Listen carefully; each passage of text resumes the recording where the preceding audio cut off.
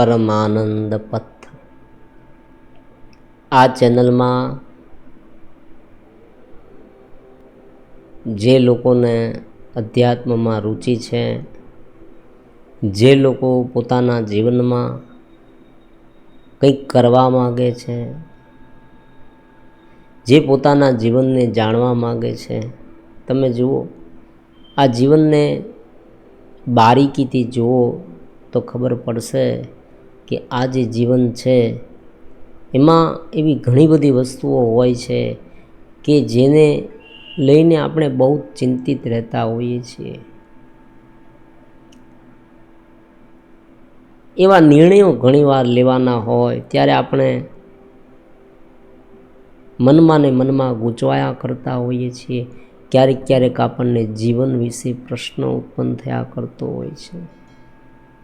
हम सोचने लगते हैं कि हमें जीवन क्यों मिला है, उनका क्या अर्थ है. ये प्रश्न एक बार नहीं उत्पन्न होता, बार बार उत्पन्न होता है. ઘણી વાર આવા વિચારો આવે અને પછી આપણે વિચારોને દાબી દઈએ. કેવી રીતે દાબીએ? કોઈ એક એવા કાર્યમાં પડી જઈએ અને પછી બધું ભૂલી જઈએ.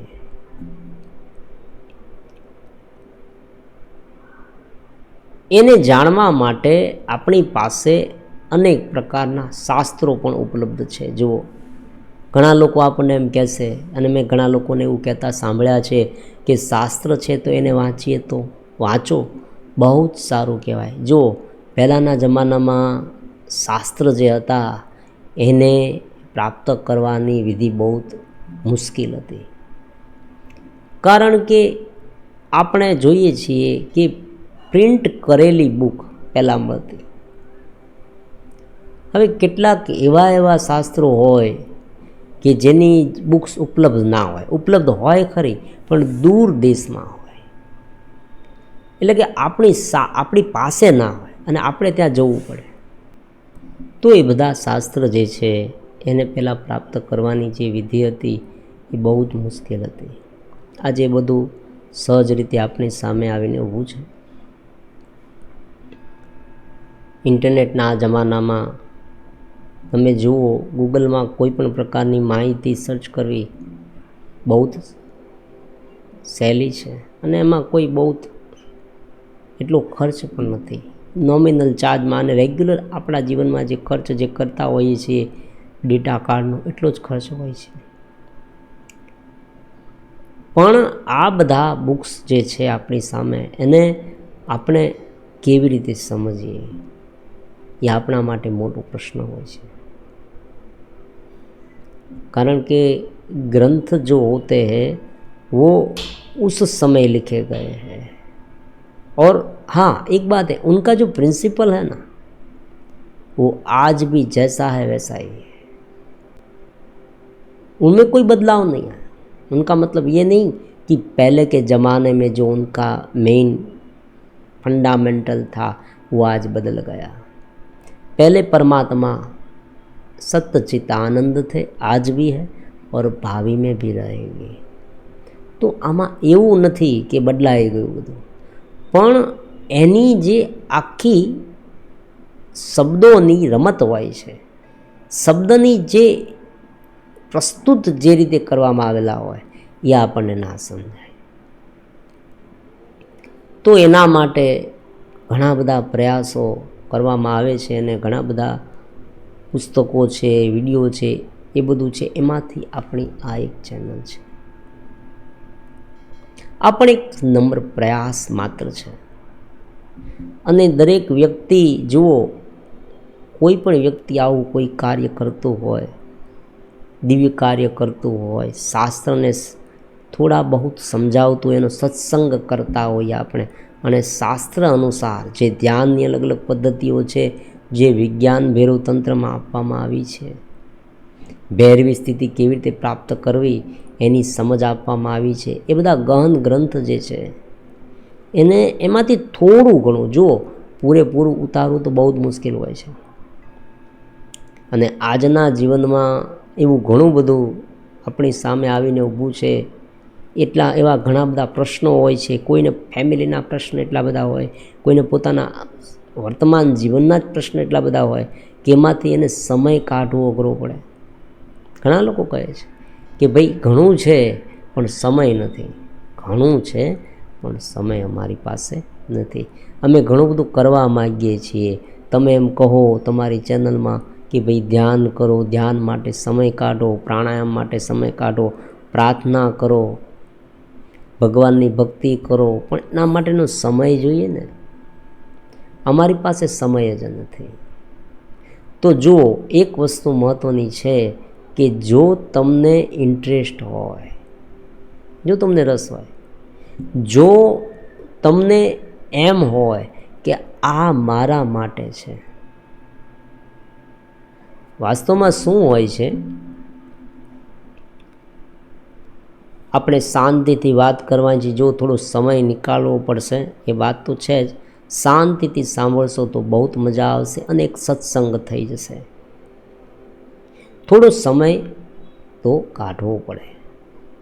અને એનું કારણ શું છે જુઓ, કારણ કે મોટા ભાગે અધ્યાત્મની વાત આવે ત્યારે લોકો શું કહેતા હોય છે, આપણે અધ્યાત્મને કેવી રીતે જોઈએ છીએ?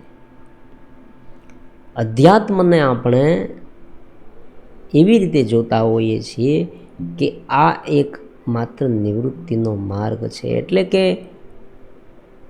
જ્યારે આપણે સંસારમાં પ્રવૃત્ત રહેતા હોઈએ ત્યારે અધ્યાત્મ ના કરી શકીએ, ત્યારે આપણે સંસારમાં પ્રવૃત્ત રહેતા હોઈએ, જે અલગ અલગ પ્રવૃત્તિઓ કરતા હોઈએ, ત્યારે આપણે આ અધ્યાત્મ ના કરી શકીએ. આપણે રિટાયરમેન્ટ થઈ જઈએ. જે ધંધો કરતા હોય, જે દુકાનદાર હોય, કોઈ વ્યવસાય કરતા હોય, અથવા તો કોઈ સર્વિસ કરતા હોય, તો એમાંથી જ્યારે એવો સમય આવી જાય કે એ પછી એમાં એ કરી ના શકે એમ, અને શારીરિક ક્ષમતા ઓછી થઈ જાય, માણસ વૃદ્ધ થાય ત્યારે શું થાય જુઓ, આંખે ઓછું દેખાય, કાને ઓછું સંભળાય, ચાલીને જઈ ન શકે એવી પરિસ્થિતિ થાય, ત્યારે સ્વાભાવિક છે કે માણસને એમ થાય કે હવે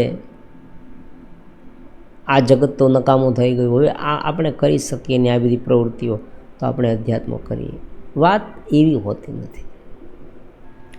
વાત એનાથી તદ્દન અલગ છે. જ્યારે આપણામાં શક્તિ હોય ત્યારે અધ્યાત્મ કરવાનું છે. અને એ અધ્યાત્મ આપણે કરીએ એટલે આપણને જગત સારી રીતે સમજાઈ જાય. જો આ ફંડામેન્ટલ નોલેજ જુઓ, આપણે આ અધ્યાત્મ કરીએ એટલે આપણને જગત સારી રીતે સમજાઈ જાય. જગત આપણને એટલું વળગી ના પડે, એ મહત્ત્વનું છે. જગતમાં રહેવાનું છે એ તો ખબર પડી ગઈ છે કે ભાઈ દરેક લોકો એવી રીતે સંન્યાસ લઈને ચાલ્યા જાય એવું સંભવ નથી. જગતમાં રહેવાનું છે એ વાત સાચી થઈ ગઈ, નક્કી થઈ ગઈ છે કે ભાઈ મારે આ જગતમાં રહેવાનું છે. તો હવે એ રહીએ છીએ તો એ જ એટલું વળગી ના પડે એ પણ જોવું જોઈએ ને. કારણ કે એની ઘણી બધી, હવે જુઓ, કોઈ રમતમાં આપણે જતા હોય તો આપણે જોવું પડે કે રમતમાં શું શું છે, કેવી રીતે હારવામાં આવે, કેવી રીતે જીતવામાં આવે, શું કરવું પડે. આપણને રમતના નિયમોની ખબર ના હોય તો વારંવાર આપણે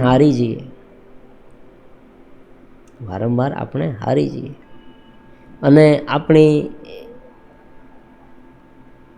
નિરાશ થઈ જઈએ. તો આ જગતમાં પણ એવું છે. જગતની રમતની આપણને ખબર ના હોય તો શું થાય, આપણે કોઈના કોઈ એવા ઇમોશનના ઘેરામાં ફસાઈ જઈએ. આ વાત બહુ જ મહત્ત્વની છે. ઇમોશન, એક ભાવનાત્મક વાતોમાં આપણે એવા ફસાઈ જઈએ, કોઈ એક એવા વિષયોમાં ફસાઈ જઈએ કે આપણે આપણી અંદર જે સત્ય જે છે, આપણી અંદર જે આપણો પોતાનો નિજાનંદ છે, પરમાનંદ જો હૈ, ये આપણને ના મળે. अगर किसी व्यक्ति को सहज रूप से आनंद मिल रहा है तो उसे यहाँ जुड़ने की कोई आवश्यकता नहीं है. જો તમને પરમ ચૈતન્ય આનંદ સહજ રીતે મળતો થઈ જાય તો કોઈ વિધિ કરવાની જરૂર નથી. જીવન જેમ વીતે છે એમ વીતવા દો, સહજ રીતે જેમ ચાલતું એમ ચાલવા દો. તમે તમારો બેસ્ટ પ્રયાસ કરો, એટલી જ વાત છે. તમે જે કામ કરો છો એ સારી રીતે કરો, બસ એટલી જ વાત છે. તમે જે વ્યવહાર નિભાવો છો એ સારી રીતે નિભાવો, સહજ રીતે નિભાવો. એમાં વચલો માર્ગ રાખો. ભગવાનને કહા समवाला समता वाला मार्ग, ज़्यादा लुभाना भी नहीं और ज़्यादा द्वेष युक्त भी नहीं. संसार को द्वेष युक्त भाव से ही देखते रहेंगे. हाँ, जो बुरी चीज है, बुरी मतलब जो कलुषित है, जो कलुषित, चेतना को कलुषित करने वाली, चेतना को उलझा देने वाली, ज़्यादा से ज़्यादा घेरे में फंसा देने वाली जो बात है, उनसे हमें ऊपर उठना जरूरी होता है.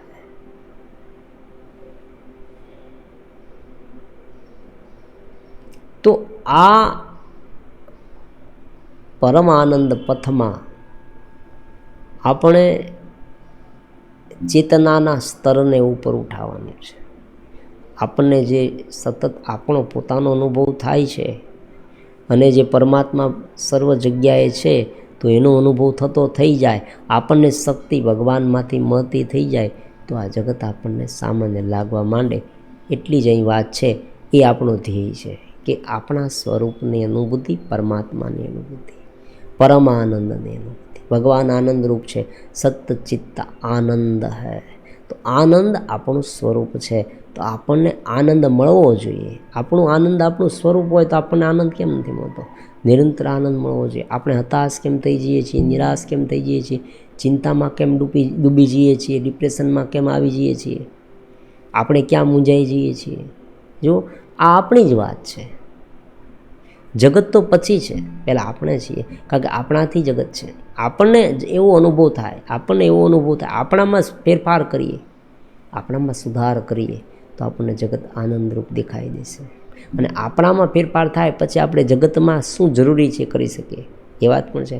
માની લ્યો કે આપણને સમજમાં આવી ગયું કે ભાઈ આ વૃક્ષ જે છે એ ખરેખર પ્રકૃતિ માટે ઉપયોગી છે. હવે આપણે આપણામાં જ પડ્યા હોય, એમાંથી જ બહાર ના નીકળીએ તો બહારની પ્રકૃતિને ક્યાં જોઈએ? શું ફોલ્ટ છે, શું પ્રોબ્લેમ છે, જગતમાં શું પ્રોબ્લેમ થાય છે? આપણને ખબર પડી જાય કે હા, પ્રકૃતિમાં વૃક્ષની જરૂર છે, ઝાડની જરૂર છે, તો આપણે એને વધુને વધુ વાવવાનો પ્રયત્ન કરીએ, આપણે એમાં લાગી જઈએ. આપણને ખબર પડી ગઈ કે હા, અહીં કંઈ કોઈ વ્યક્તિ ભૂલ કરે છે, સમજી નથી શકતો, કે અહીં બિચારો એટલો બધો કોઈના કોઈ વિચારોમાં ફસાયેલો છે, તો આપણે એને સાંત્વના આપીએ. એ ક્યારે આપીએ? આપણે જાણતા હોઈએ તો, આપણે સ્વરૂપમાં હોઈએ તો. चलित व्यक्ति दूसरे को कैसे पकड़ पाएगा? अगर हम चलित होते तो दूसरे व्यक्ति को कैसे पकड़ पाएंगे? तो यहाँ पर ये बात भी है. तो कुल मिला के एक ही बात है, केवल सत्संग करना है, कोई बड़ी बात नहीं है. केवल अपने आप को जानना है, थोड़ी बहुत साधना हो जाए, थोड़ा बहुत जान पाए और सत्संग हो पाए तो बहुत अच्छा है.